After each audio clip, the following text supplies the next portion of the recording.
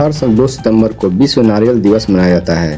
सितंबर का एक महत्वपूर्ण दिन है क्योंकि यह नारियल के महत्व बारे में जागरूकता बढ़ाता है। यह दिन एशियाई प्रशांत नारियल समुदाय की वर्षगांठ का भी एक प्रतीक है। आज से भारतीय डाक ने आधिकारिक तौर पर साधारण डाक सर्विस को बंद कर दिया है। अब से इस सेवा का विलय स्पीड पोस्ट सर्विस के साथ कर दिया गया है।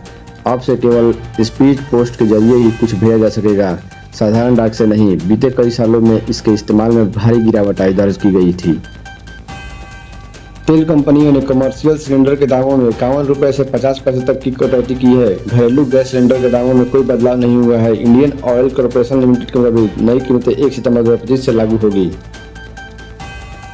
अब से चांदी की ज्वेलरी पर हॉलमार्किंग का सिस्टम शुरू हो गया है। इससे पहले केवल सोने पर ही हॉलमार्किंग लगाया जाता था। आज से चांदी की ज्वेलरी खरीदने वाले ग्राहकों के पास 2 विकल्प होंगे। ग्राहक चाहे तो हॉलमार्क या बिना हॉलमार्क वाली चांदी खरीद सकेंगे, लेकिन मानक ब्यूरो ने इसे गाइडलाइंस जारी कर दी है।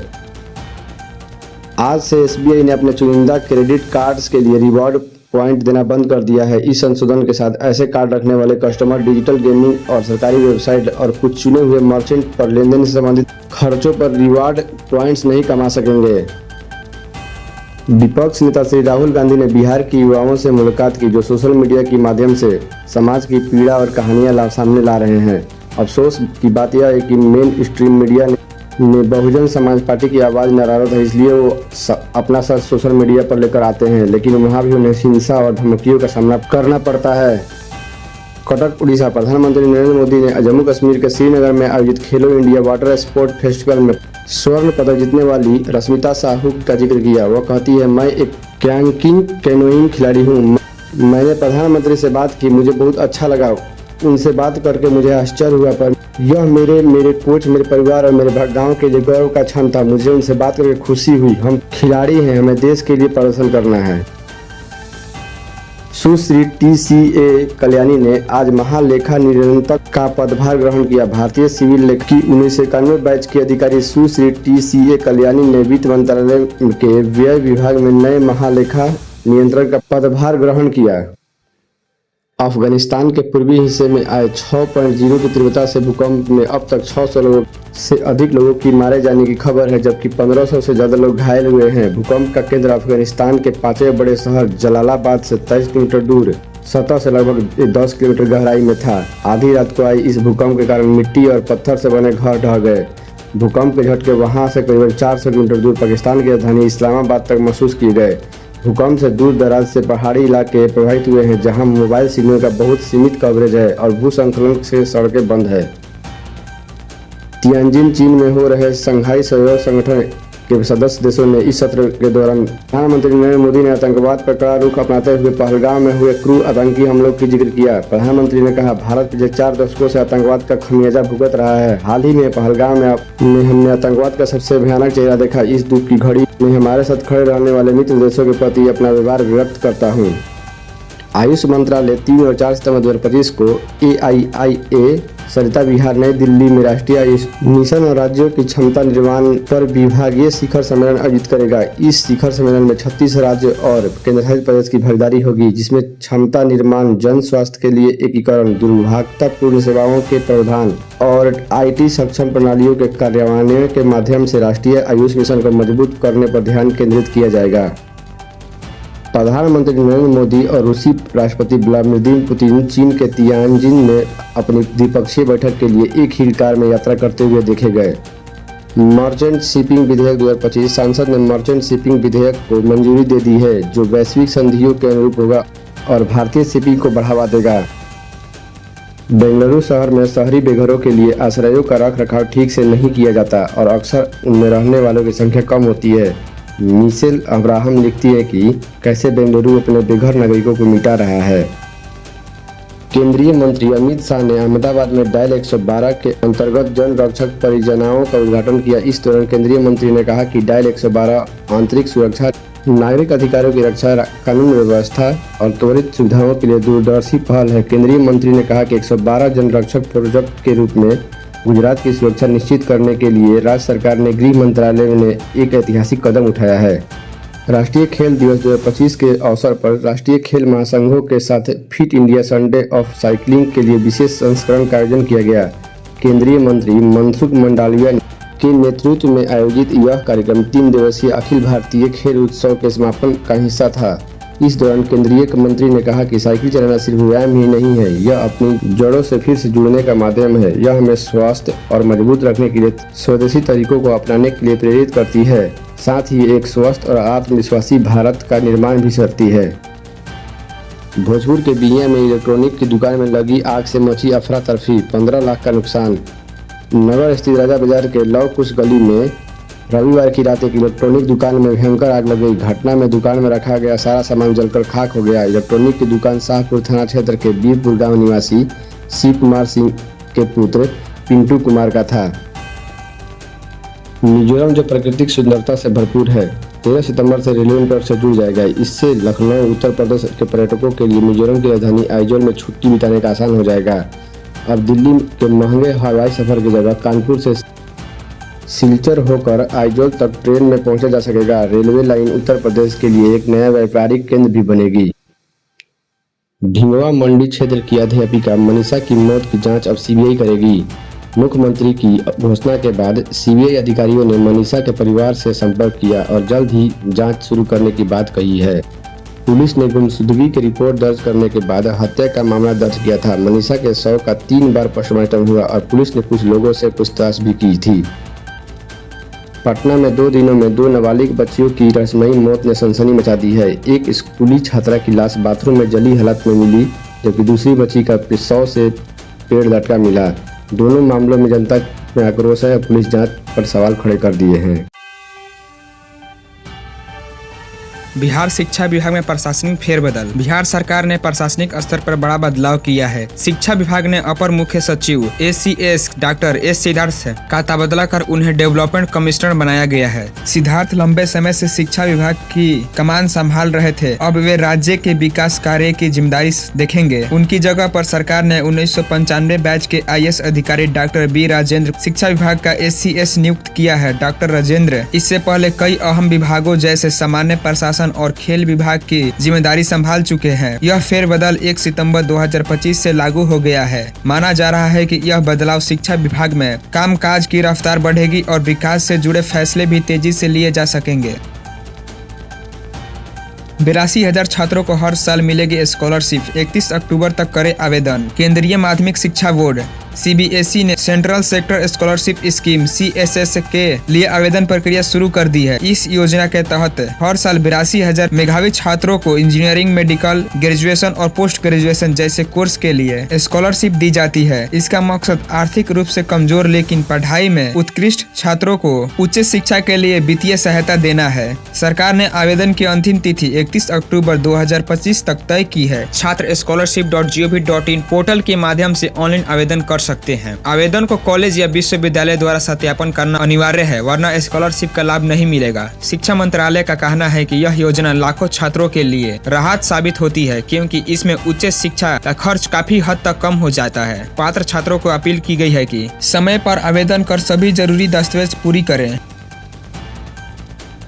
बनारसी में 15,000 शिक्षकों ने 1 लाख से अधिक विद्यार्थियों को दिलाया 5 संकल्प। बनारस में राष्ट्रीय शैक्षणिक महासंघ की पहल पर लगभग 4,000 विद्यालयों में यह कार्यक्रम आयोजित किया गया, जिसमें लगभग 15,000 शिक्षक और 1 लाख से अधिक विद्यार्थियों ने। इस आयोजन का उद्देश्य स्कूल जीवन को चरित्र निर्माण, सेवा भावना और राष्ट्र निर्माण की आधारशिला बनाना था। शिक्षकों और विद्यार्थियों ने मिलकर हमारा विद्यालय हमारा तीर्थ है का उद्घोष करते हुए 5 प्रमुख संकल्प लिए। पहला, विद्यालय को स्वच्छ, अनुशासित और पन्नास्पद बनाए रखना। दूसरा, संसाधनों को विवेकपूर्ण और संरक्षण पूर्ण उपयोग। तीसरा, किसी भी प्रकार के भेदभाव न करना और सबके साथ समान व्यवहार। चौथा, शिक्षा को केवल ज्ञान नहीं बल्कि चरित्र निर्माण और समाज सेवा से जोड़कर देखना। पांचवा, विद्यालय को केवल संस्थान न मानकर संस्कार, सेवा, संपन्न का तीर्थ मानना। यह कार्यक्रम के माध्यम से विद्यालय को संस्कार तीर्थ के रूप में पेश करने का संदेश दिया गया। कार्यक्रम की अवधारणा यह है कि स्कूल केवल शिक्षा ग्रहण का स्थान नहीं बल्कि व्यक्तिगत निर्माण और नैतिकता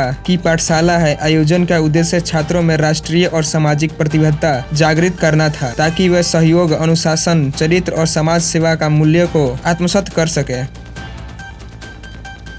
यूपीएससी पीटी 2025 परीक्षा के लिए एडमिट कार्ड और सीट स्लिप जारी। उत्तर प्रदेश अधीनस्थ सेवा चयन आयोग यूपीएससी ने पीटी 2025 परीक्षा से जुड़ी बड़ी जानकारी जारी कर दी है। आयोग ने अभ्यर्थियों के लिए सीट एस्टिमेट स्लिप और एडमिट कार्ड आधिकारिक वेबसाइट पर उपलब्ध करा दिए हैं। उम्मीदवार अब अपने परीक्षा शहर और केंद्र की जानकारी प्राप्त कर सकते हैं। यह परीक्षा 6 और 7 सितंबर 2025 को आयोजित की जाएगी। इस बार परीक्षा में लगभग 25 लाख से अधिक अभ्यर्थी शामिल होंगे। परीक्षा को सुचारू और पारदर्शी बनाने के लिए राज्य सरकार ने 48 जिलों में 1479 परीक्षा केंद्र बनाए हैं। अधिकारियों ने साफ किया है कि नकल और अनियमितता पर जीरो टॉलरेंस नीति अपनाई जाएगी। सीसीटीवी निगरानी, बिजली और एहतियात व्यवस्था जैसे सभी इंतजाम पूरे कर लिए गए हैं।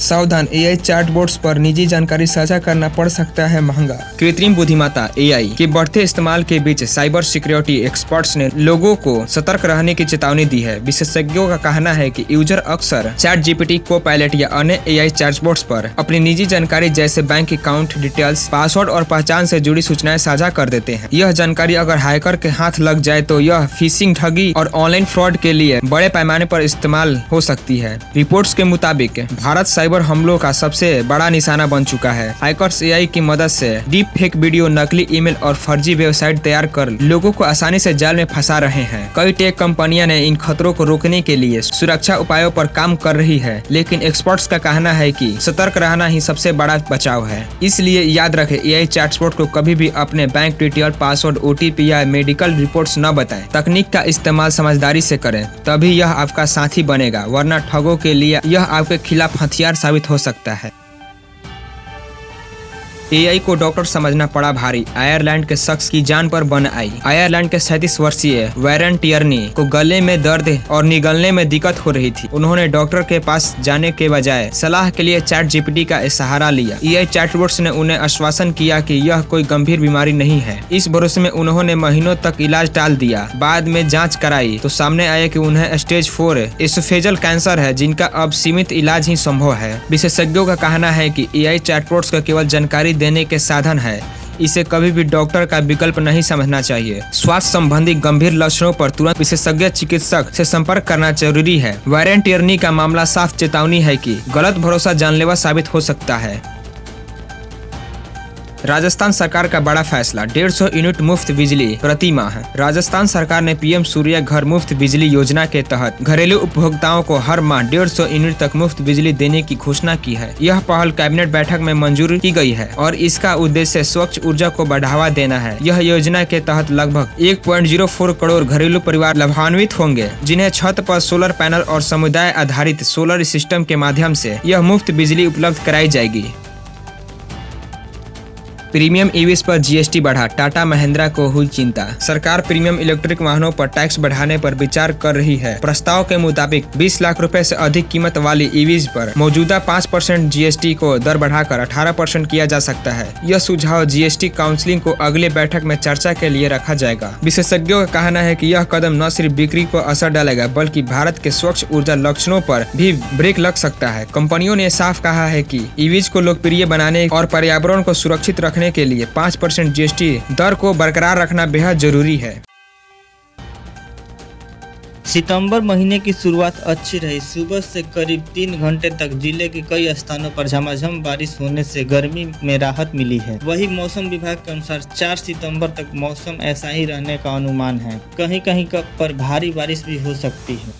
सितंबर महीने की शुरुआत है और दिल्ली के कई स्थान पर कई जगहों पर भारी बारिश का अलर्ट जारी किया गया है। यूपी, बिहार में भारी बारिश के दौर जारी हैं। साथ ही पहाड़ी इलाकों में भी पानी का कहर बनकर गिर रहा है। ऐसे में मैदानी इलाकों में भारी परेशानी का सामना करने को मिल रहा है। मौसम विभाग के मुताबिक यूपी के ललितपुर, आगरा, अलीगढ़, बिजनौर, मेरठ, मैनपुरी, इटावा, पीलीभीत, फिरोजाबाद, मोहबा और झांसी जैसे कई जिलों में भारी बारिश हो सकती है। इसके अलावा बिहार के बारे में जानते हैं। दरभंगा, किशनगंज, सीतामढ़ी, अररिया, मधुबनी और सुपौल जैसे कई जिलों में बारिश होने की संभावना है। एनसीआर में एक बार फिर मानसून सक्रिय हो गया है। मौसम विभाग ने 2 सितंबर के लिए येलो अलर्ट जारी किया है। चेतावनी दी है कि सुबह से ही आंधी तूफान के साथ बिजली गिरने और मध्यम से तेज बारिश होने की संभावना है। कानपुर जिले में बरसात का इंतजार कर रहे लोगों और किसानों का इंतजार खत्म हुआ। सुबह से शुरू हुई झमाझम बारिश से मौसम को सुहाना बना दिया है। केंद्रीय कृषि एवं किसान कल्याण और ग्रामीण विकास मंत्री शिवराज सिंह चौहान ने सोमवार को दिल्ली में एक उच्च स्तरीय बैठक आयोजित कर देश भर में कृषि क्षेत्र की स्थिति की समीक्षा की। बैठक के दौरान उन्होंने विभिन्न राज्यों में हो रही बारिश की जानकारी ली। इस दौरान पंजाब के कुछ इलाकों में आई बाढ़ और उससे फसलों पर पड़ रहे प्रभाव के बारे में वरिष्ठ अधिकारियों से जानकारी प्राप्त की। शिवराज सिंह चौहान ने कहा कि पंजाब के किसान भाई बहनों को किसी प्रकार की चिंता करने की जरूरत नहीं है। केंद्र सरकार पूरी तरह मजबूती से प्रभावित किसानों के साथ खड़ी है। उन्होंने आश्वासन दिया कि किसानों की हर संभव मदद की जाएगी। केंद्रीय कृषि मंत्री ने यह बताया कि जल्द ही पंजाब के बाढ़ प्रभावित क्षेत्रों का दौरा करेंगे और मौके पर जाकर किसानों से मिलेंगे, उनकी समस्याओं को समझेंगे। गोपाल रत्न पुरस्कार 2025 देसी गाय भैंस पालने वाले किसान, कृत्रिम गर्भाधान तकनीशियन और दुग्ध उत्पादन कंपनियों अब गोपाल रत्न पुरस्कार 2025 के लिए आवेदन कर सकती है। प्रथम विजेता को 5 लाख रुपए तक का पुरस्कार मिलेगा। आवेदन की अंतिम तिथि 15 सितंबर 2025 तक की गई है। शहर से लेकर गाँव तक देसी गाय भैंस पालने वाले किसानों की मेहनत अब सिर्फ दूध उत्पादन तक सीमित नहीं है, बल्कि उन्हें लाखों रुपए का इनाम भी मिल सकेंगे। केंद्र सरकार हर साल गोपाल रत्न पुरस्कार प्रदान कराती है। इस बार भी देश भर के किसानों, तकनीशियनों और दूध उत्पादन कंपनियों को इसमें हिस्सा लेने का अवसर मिलेगा। यदि आप सितंबर में खाटू श्याम मंदिर के दर्शन करने का प्लान बना रहे हैं तो ये खबर आपके लिए। बता दें कि 6 सितंबर 2025 की रात 10 बजे से लेकर 8 सितंबर 2025 की शाम 5 बजे तक खाटू श्याम का मंदिर बंद रहे। 8 सितंबर को बाबा श्याम का स्नान और तिलक श्रृंगार होगा, जिसके बाद ही शाम 5 बजे भक्त बाबा के दर्शन कर सकेंगे। श्री श्याम मंदिर कमेटी ने भक्तों से अनुरोध किया है कि वे इस समय खाटू श्याम जी की दर्शन करने न आएं और मंदिर की व्यवस्थाओं में सहयोग कर। जानिए मंदिर बंद होने की क्या वजह है। 7 सितंबर 2025 को चंद्रग्रहण लगने वाली है और 8 सितंबर 2025 को बाबा श्याम का तिलक होने की वजह से खाटू श्याम मंदिर 6 सितंबर की रात 10 बजे से 8 सितंबर की शाम 5 बजे तक बंद रहेगा।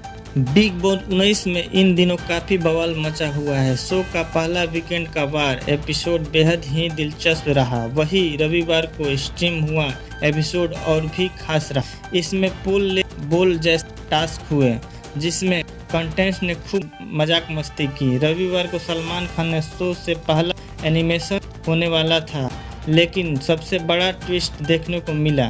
पहले हफ्ते एनिमेशन नहीं हुआ और 5 कंटेंट्स पर तलवार लटकी हुई है। नॉमिनेशन की बात करें तो पहले हफ्ते मृदुल तिवारी, अवेज दरबार, कुनिका सदानंद, तान्या मित्तल और अमाल मलिक पर एक्विजिशन की तलवार लटकी हुई है। देखना होगा कि अगले हफ्ते कौन सा कंटेंट घर से बेघर होता है। भारतीय ऑटोमोबाइल बाजार ने अप्रैल से जून 2025 के बीच धीमी रफ्तार के बावजूद उम्मीद से बेहतर प्रदर्शन किया। Society of India automobile manufacturers के अनुसार इस अवधि में देश भर में कुल 60 लाख वाहनों की बिक्री हुई। इसमें महाराष्ट्र और उत्तर प्रदेश 2 ऐसे राज्य जिसमें अलग अलग श्रेणियों में सबसे बड़ी हिस्सेदारी दर्ज कराई है। देश में पहली तिमाही में कुल 10.12 लाख पैसेंजर वाहन बिके, जिसमें इंटरनेशनल कंबशन इंजन और इलेक्ट्रिक दोनों तरह की गाड़ियां शामिल थीं। महाराष्ट्र ने राज्यवार आंकड़ों में 1.19 लाख यूनिट्स बेचकर सबसे ज़्यादा योगदान दिया, जो कुल राष्ट्रीय बिक्री का 11.8% है। दूसरे स्थान पर उत्तर प्रदेश रहा, जिसकी हिस्सेदारी 11.3% है। इसके बाद गुजरात 7.6%, कर्नाटक 7.2% और हरियाणा 6.8% रहा। जाने आपके शहर में कब बैंक बंद रहेंगे सितंबर में।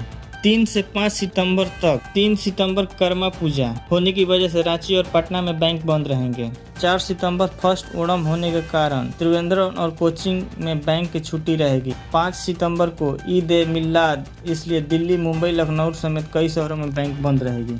शेयर मार्केट में BSI सेंसेक्स 544 अंक यानी कि 0.70 से बढ़कर 80,364 पर बंद हुआ, जबकि NSI निफ्टी 198 अंक यानी 0.81 से बढ़कर 24,625 पर बंद हुआ। 30 शेयरों वाला सेंसेक्स में Mahindra, Tata Motors, trade international, Asian paints और इन्फोसिस में 2% से 3.7% तक की बढ़त के साथ बढ़त का नेतृत्व किया।